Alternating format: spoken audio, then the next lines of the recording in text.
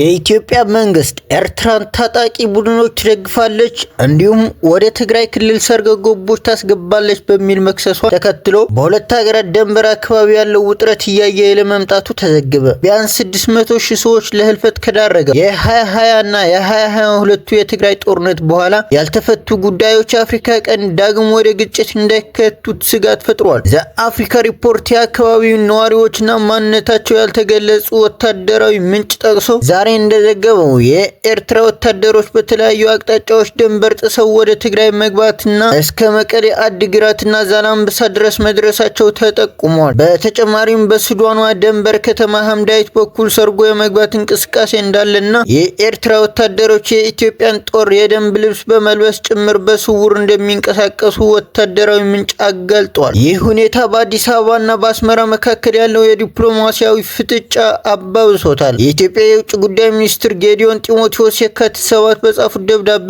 ኤርትራ በኢትዮጵያ ውስጥ ለሚንቀሳቀሱ ታጣቂ ቡድኖች ድጋፍ ታደርጋለች በማለት የከሰሱ ሲሆን የኤርትራ ጦር ከኢትዮጵያ ግዛት እንዲወጣም ጠይቋል። አክለውም የኤርትራ ድርጊት ትንኮሳዎች ብቻ ሳይሆን ግልጽ የጥቃት እርምጃ ነው ሲል፣ በአንጻሩ የኤርትራ መንግስት ይህን ውንጀላ በጥብቅ አስተባብሏል። የኤርትራ ማስታወቂያ ሚኒስትር የካቲት 9 ባወጣው መግለጫ ከሱ ፈጽሞ የሐሰትና የፈጠራ መሆኑን ገልጾ ኮንነውታል። ከሁለት ዓመታት በላይ በኤርትራ ላይ ሲካሄድ የቆየው የጥላቻ ዘመቻ አካል ነው ብሎታል። መንግስት ትርጉም የለሽ ለሆነ ንትርክ ምንም አይነት ፍላጎት እንደሌለው አጽንተው ሰጥቶታል። ምንም እንኳ የኤርትራ ክሱን ብታስተባብልም በኢትዮጵያ በኩል ወደ ሰሜን ግንባር ከፍተኛ የጦር ኃይልና ወታደራዊ ትጥቅ እየተንቀሳቀሰ መሆኑ የአካባቢ ነዋሪዎች መመስከራቸው የፈረንሳይ ዜና ወኪል ዘግቧል። ይህ የጸጥታ ውጥረት እየተካሄደ ያለው በትግራይ ውስጥ ካለው የውስጥ የስልጣን ሽኩቻ ጋር ተዳምሮ ነው። ከጦርነቱ በፊት ክልሉን ያስተዳድር የነበረው ህወሓት ፕሪቶሪያው ስምምነት መሰረት ከተቋቋመው የትግራይ ጊዜያዊ አስተዳደር ጋር የፖለቲካ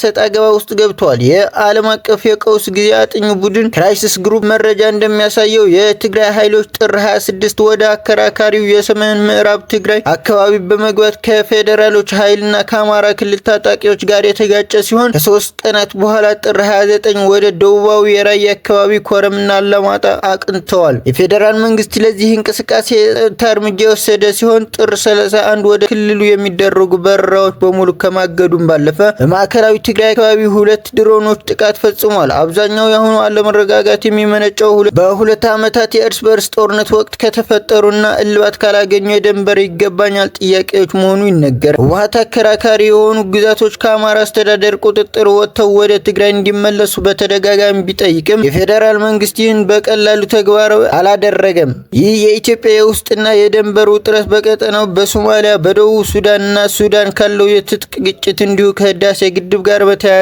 ከግብጽና ሱዳን ጋር ካለው የተራዘመ አለመረጋጋት ጋር ተዳምሮ የአፍሪካ ቀንድ ይበልጥ አሳሳቢ ወደሆነ ጸጥታ ቀውስ ውስጥ እየከተተው ይገኛል።